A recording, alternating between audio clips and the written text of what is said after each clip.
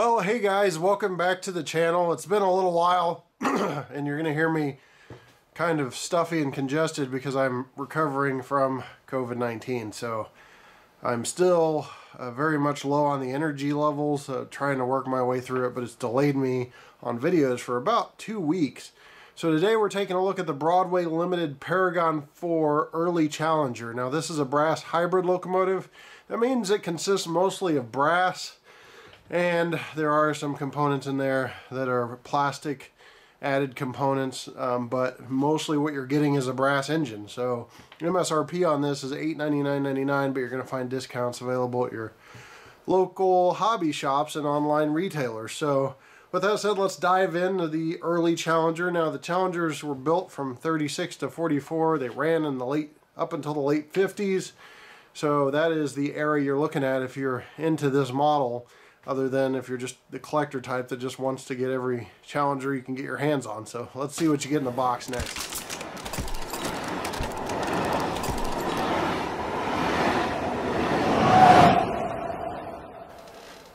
Your dealer may include a plastic sleeve, and then there is another sleeve, and you'll see the packaging is different than what we're used to in the past. You have the sleeve here. Premium HO scale locomotives, Paragon 4 logo on that side, and brass hybrid front and center here. And then you have a lot of a different packaging. So this is not what we're used to at Broadway Limited, but what we will be seeing in 2022 quite a bit. You just slide this blister package, they call it, out, and I just lost a smokestack fluid filler that just hit the floor, but that's this right here. And then you slide it out of the sleeve. The sides can kind of cascade down here. You've got traction tires and a tool for installation on that in a plastic bag, a clamp that just lifts up, and then the locomotive can be released from its shell. Okay, let's do a 360 on this locomotive, and depending on how editing goes, you should also see a stat box that goes over some of the details of this locomotive and some of the test results I had. But anyway, towards the smoke box here, we've got number boards on each side of the smokestack, a whistle, you have a bell. It is a metallic bell, classification lights, which are kind of designed to catch light, so they don't illuminate, they just look like they're illuminated by catching light. A headlight that's LED, a pilot with a metal coupler, and air hoses with silver tipped ends on the front. And then you see all the plumbing running down the side of the locomotive, the boiler and sand domes you can see up top here, along with pop-off valves, safety valves for overpressurization. There's a walkway, there's the Johnson bar, and the driver's detail, including the pistons, side rods, the lead trucks. And as we work our way down, we have the firebox, which has a lot of rivet detail. You can see each individual rivet there. There's a crew inside, some plumbing for blowdowns right there as well, along with some more other plumbing. Dynamos on the other side, we'll show you that when we get there. And then there's little hatches here that are fixed on each side of the cab. This is a brass hybrid, of course. That's why the MSRP is what you saw on the screen there.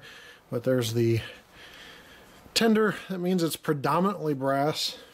And really, most of the components are brass. Some of the add-on components are not, but the main body of the brass is, or the main body of the locomotive is brass. There's another tender there with another air hose with a silver tipped in back there, and crew entry ladders to the tender and a rear tender light.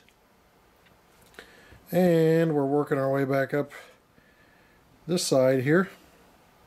You can see that dynamo, which is positioned right there. Walkway again, more plumbing, and the firebox. You see the trailing trucks under the cab. And another cab figure over here. And right there through the door, the window I mean, you can see the butterfly doors. That's a pretty cool angle. Usually it's hard to catch that. And we move along this way. You can see warning labels and placards. And back to the front here. Let me zoom out. We'll go round and round here. Just to this front part here. Because there's also builder's plates located on this side of the smoke box. You can also see the latch detail on the smoke box door, which you see kind of encircling the headlight there. There's the builder's plates and another step for crew access to get up top. So that's a 360 view of this locomotive. Let's get into operation. All right, we'll go ahead and do F9, which is a startup sequence, a little more extended startup. You could just move the locomotive, which also starts it.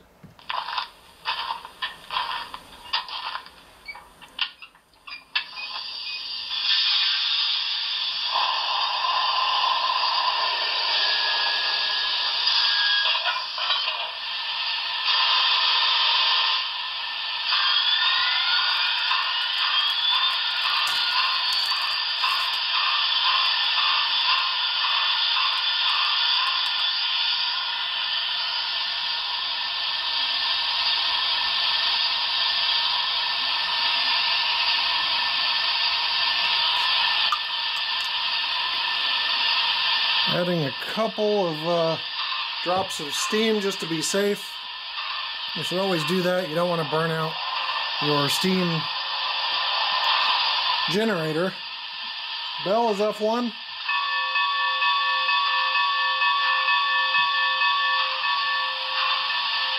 You can also, with Paragon 4,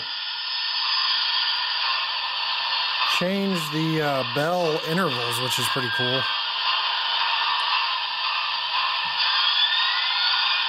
F0's headlight also lights up number boards, and correction, the class lights do light up. We'll take a closer look at that in the dark, I guess. To his whistle.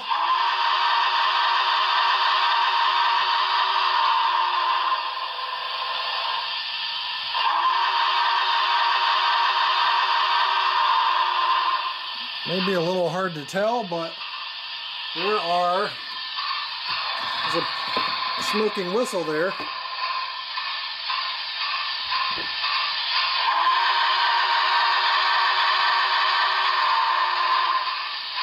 There you go, you can see it a little better. So now, we're going to move along.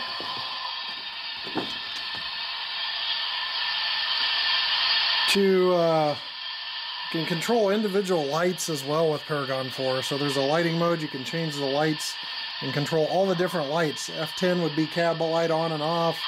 F4 would be number boards. I'm sorry, 5 would be number boards on and off. So there's also an alternate whistle.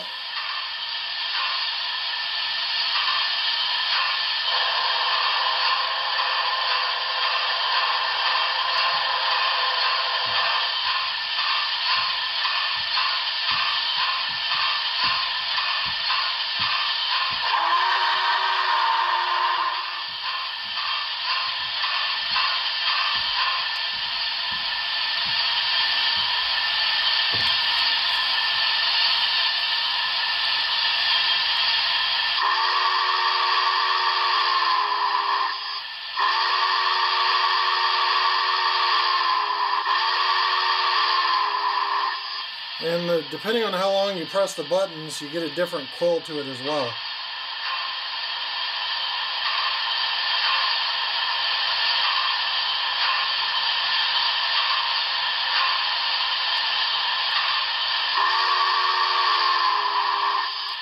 We'll leave that whistle on for the rest of the review. There's station sounds, yard chatter, crew chatter, and city and farm settings. You name it, this locomotive has it.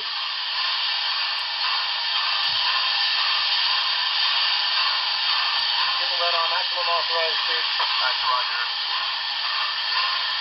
That was just some of the city chatter. I accidentally muted the locomotive by going back to F8, which is another function of this. Well, let's go ahead and move at slow speed steps and check it out. Here's one speed step out of 128.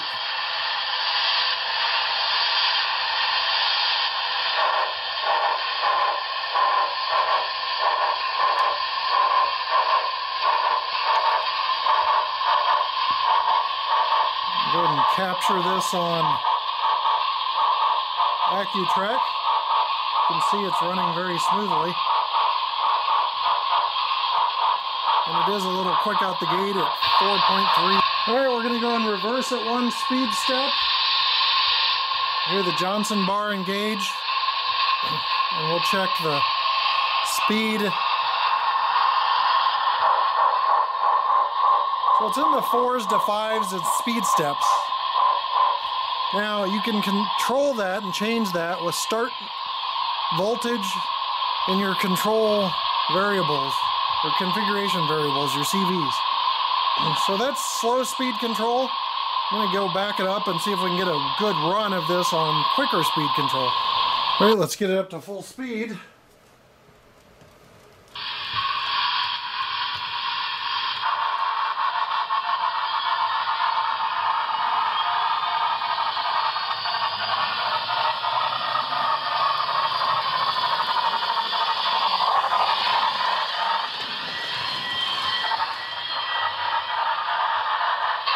Okay, a quick look at the lighting. You've got the number board lighting there, cab lighting, and rear light. And when I switch direction here,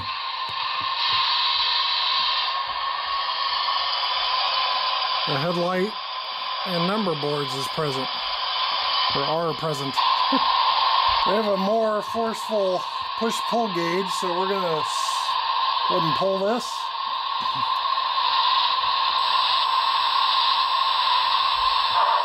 Crap, we're pulling at 10-12 ounces, which is insane.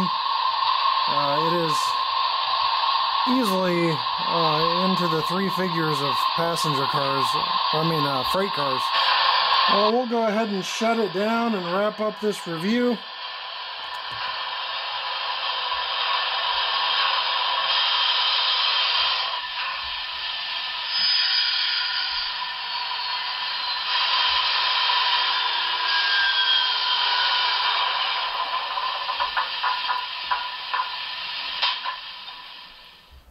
So, overall, my final thoughts are as follows.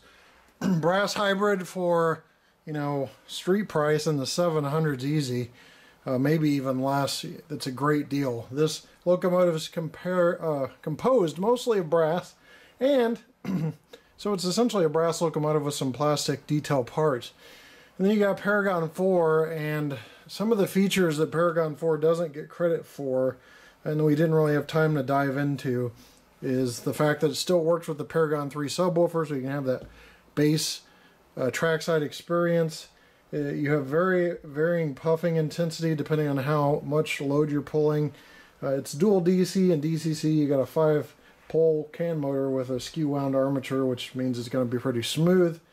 LED lighting is going to last a long time. Aluminum lettering, we don't talk about that. The lettering is aluminum, so it's a little less likely to rub off, and it has a better kind of appearance to it. These things do operate on 18 inches. I don't have the ability to test that, but that's what they're saying. And the capacitor automatically disables itself on the program track, which is surprising. So the ability to operate at slow speed controls on switcher mode, which we didn't have time to cover, things like that. And you still got your CVs. You're still able to do DCC programming. It's pretty DCC friendly, so just a great locomotive. Really cool. The smoking whistle was brought to HO scale, and it operates smooth. A little fast for one speed step, but again, that's changeable in the configuration variables if you go in and start programming DCC. So with that said, thanks for watching, guys. We're not yet to run by, but we're getting very close. The layout, main double line, double mainline track should be laid. Over 300 feet of track should be laid in the next 2 weeks or so. So I'm looking really forward to that. We can do run-bys, we can have a little scenery. It's going to be great. Thanks for watching, and we'll see you next time right here on the channel. Take care.